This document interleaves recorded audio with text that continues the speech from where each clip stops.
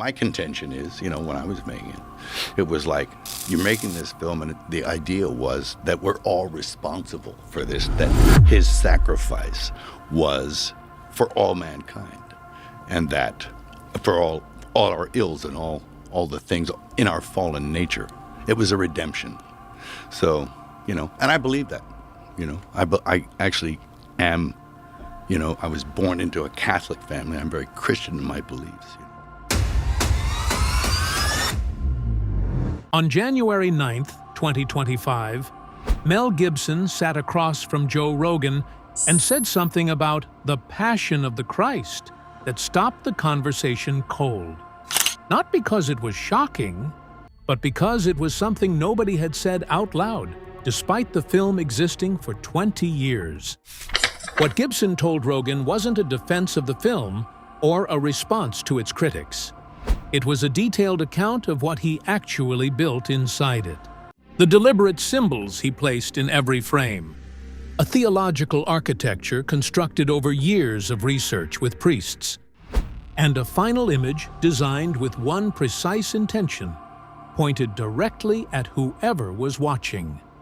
Viewers left the theater believing they had witnessed a film about brutality and sacrifice, but they had missed the film entirely. There's resistance, first of all, from secular Hollywood, where, for whatever reason, Christianity is the one religion that you're allowed to despair. The Passion was filmed in 2 dead languages, turned down by every major studio, financed entirely by Gibson himself with $30 million of his own money. Yet it became one of the most successful independent films ever made. So what exactly did Gibson build beneath the surface?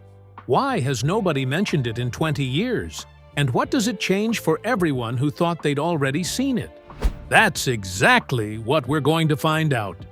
Before we get to the answer, consider what it took to even make the film. Gibson made a series of decisions that, from a Hollywood perspective, seemed almost impossible to justify. He shot the entire film in Aramaic and Latin, 2 languages that are no longer spoken in everyday life. Unsurprisingly, every major studio passed on the project.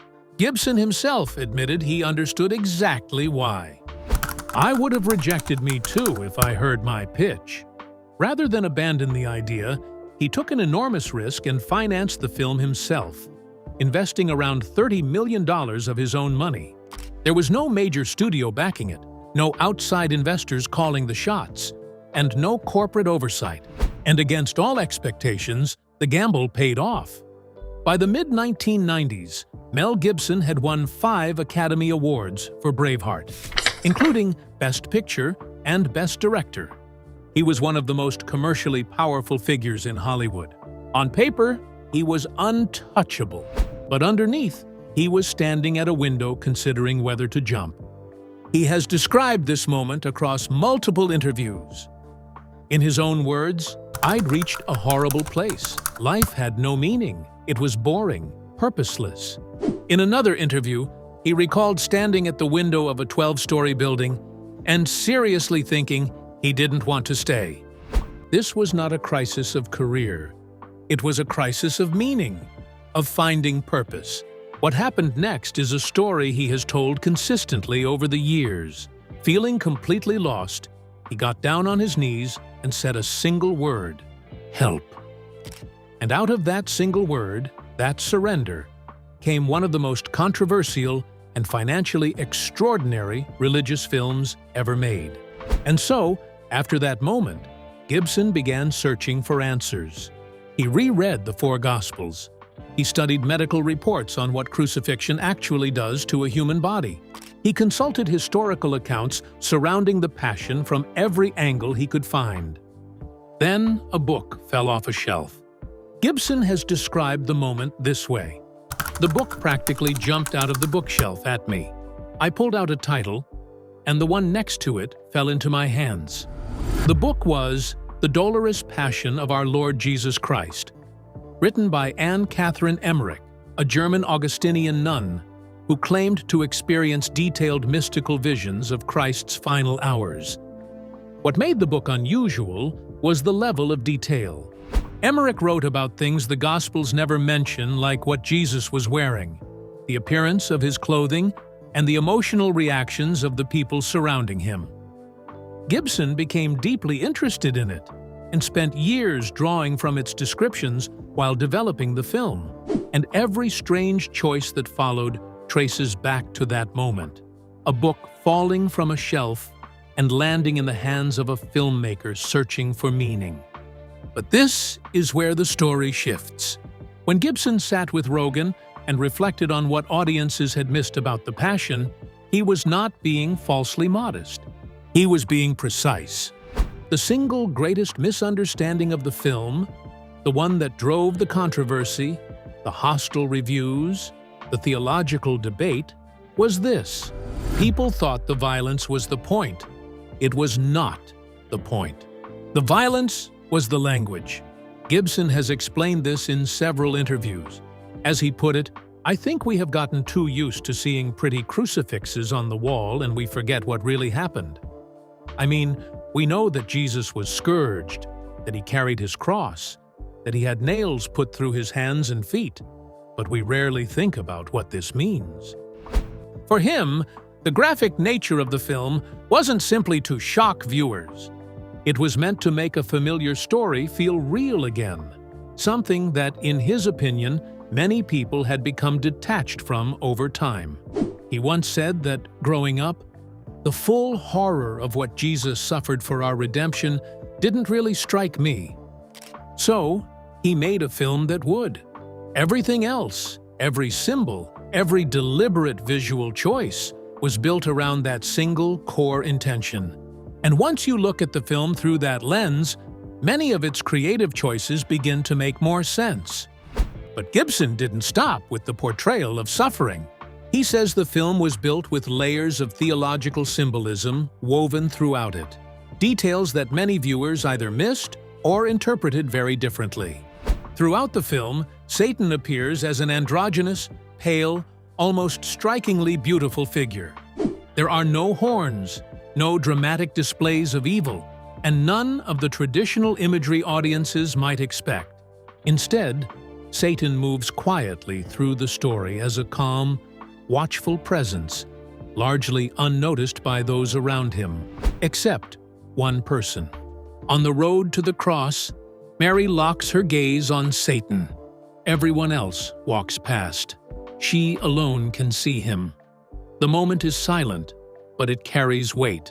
She stares directly at him, and he looks away first. For Gibson, this wasn't just a dramatic visual choice. Within the Catholic theological framework that influenced the film, Mary occupies a unique place because she is believed to have been conceived without original sin, which placed her entirely outside Satan's power in a way no other human figure in the film was. One of the film's most unsettling images appears during the scourging sequence. As the suffering unfolds, Satan is shown holding a child whose appearance feels deliberately unnatural and disturbing. Many viewers were confused by it. Some critics described it as strange or unnecessary, but Gibson intended it as neither. The image is widely understood as an inversion of the Madonna and Child, one of the most recognizable motifs in Christian art. Traditionally, Mary holding the infant Jesus symbolizes hope, redemption, and the arrival of Christ into the world. Gibson flips that image on its head. By portraying Satan carrying a distorted child, the film presents a symbolic parody of that sacred image. Interpretations connected to the film suggest it represents Satan mocking Christ's incarnation and treating the sacrifice to come as meaningless. And it appears precisely at the moment of maximum suffering. Not by accident, but one of the most controversial decisions Gibson made came long before filming began. Every studio in Hollywood told Gibson the same thing: you cannot make a film in dead languages. Nobody will watch it. Over the years, he has argued that using Aramaic and Latin was never simply about historical authenticity. For him, it served a larger artistic and spiritual purpose. As he once said, Caravaggio's paintings don't have subtitles. The Nutcracker doesn't have subtitles. People get the message. His idea was that when viewers can't rely entirely on dialogue, they pay closer attention to everything else. Expressions matter more. Body language matters more. Emotion becomes the primary way the story is understood. For audiences already familiar with the Easter story, that approach removed a layer of comfort and familiarity. Rather than simply listening to a story they already knew, they were invited to experience it in a different way. It was a creative risk that few studios were willing to support, and it was one of the reasons Gibson chose to finance the film himself. But here's what made Gibson's conversation with Rogan stand out from almost every interview he's done before. Over the years, Joe has spoken openly about his complicated relationship with Christianity. During his discussion with Gibson, he agreed that Christianity is often treated differently from other belief systems. Christianity is the one religion that you're allowed to disparage. Yeah. Christianity is the one religion where people, all these progressive, open-minded, leftist people, they'll embrace all these different religions until it comes to Christianity. What visibly unsettled Rogan during the conversation was not the supernatural claims, it was the historical ones. Gibson told Rogan that he views the Gospels as historical accounts rather than metaphorical stories or religious mythology. He pointed to sources outside the Bible that he believes support the broader historical framework surrounding the events described in the New Testament. And then he made a point that Rogan sat with in silence. All the evangelists, the apostles who went out there, every single one of those guys died rather than deny their belief. And nobody dies for a lie. Nobody. Right. So that's part of what I'm doing. It's like showing nobody dies for a lie. For someone like Rogan, whose public persona is built around questioning assumptions and challenging accepted narratives, that point seemed to resonate. And that silence is exactly where Gibson's real revelation begins. According to Gibson, the Passion of the Christ was never primarily a story about Jewish authorities, Roman soldiers, or even a man named Jesus of Nazareth. That is the foreground. The surface story. The film is about the audience. As he told Rogan, "When I was making it, the idea was that we're all responsible for this. His sacrifice was for all mankind." For Gibson, this wasn't just a theological concept. It was something he tried to build into the film's message. At a private screening, when asked what inspired him to tell the story, he replied, "My sins were the first to nail him to the cross. I wanted to tell his story." And when he was asked directly who killed Jesus, his answer was just as clear. The big answer is, we all did. I'll be the first in the culpability stakes here. In other words, Gibson wasn't placing responsibility solely on historical figures from 2,000 years ago.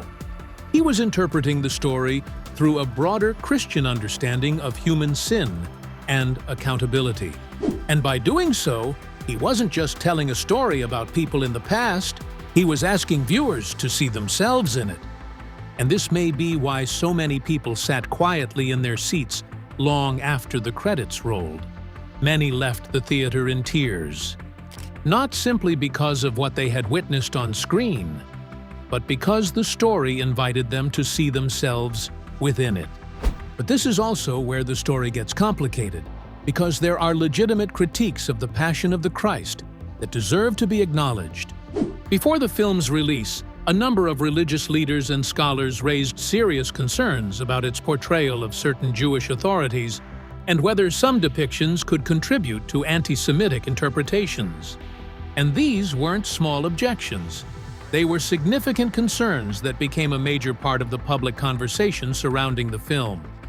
Gibson responded by arguing that Jesus was Jewish, his apostles were Jewish, and that the story was never intended to be about Jews versus Christians. In his view, it was a story about the fallen nature of humanity as a whole. That argument resonated with some people, but it did not resolve the debate. What it did do, however, was dominate much of the discussion around the film. As a result, much of what Gibson intended to communicate remained beneath the surface, overshadowed by the controversy that surrounded the film from the beginning.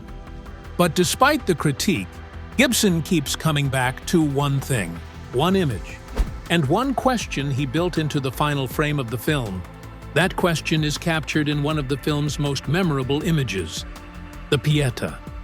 The final image of the film, Mary holding her son's lifeless body, but not looking at him, looking directly at you, one hand open toward the camera, as if to say, "See what my son has done for you." Gibson didn't make a film about what happened in Jerusalem. He made a film about what the story asks of you watching it today.